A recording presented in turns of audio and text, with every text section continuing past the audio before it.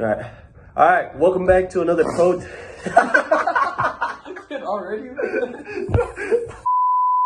Welcome back. Welcome back to the Protease Podcast, the #1 science and news podcast in the world. I'm your host, Andres. I'm Julian. And I'm Faisal.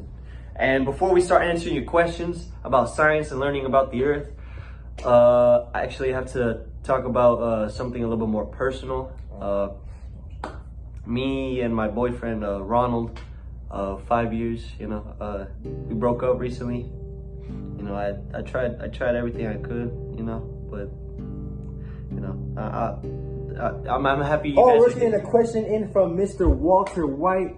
He said he saw a bug standing on the water and wanted to know how it stood exactly without sinking. Great question. Good question. So, Mr. White, this is because of surface tension, and that is the tendency of liquids to minimize their surface area.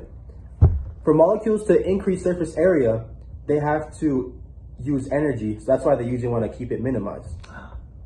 That tension creates a layer that resists penetration. So if you were to take a paper clip, for example, and put it on water, it would float. But as soon as you put pressure on there, that would give it that extra boost of energy, and then it would sink to the bottom of the water.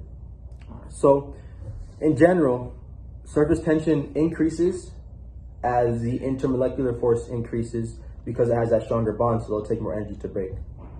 So even if the density of an object is higher than the liquid itself, if the surface tension is greater, it will still float. That's very interesting. Follow-up question from Shaquille Oatmeal. Could a bug do that on honey? Actually, yes, it could. Even though honey is sticky, surface tension does apply to, all liquids. However, now that we're talking about it, honey, the reason it's sticky is due to its viscosity. Viscosity is the tendency for a liquid to resist flow. Viscosity can also be lowered with heat. Whenever you heat up a liquid, the molecules move quicker, they flow better. And a good example is actually the oil in your car.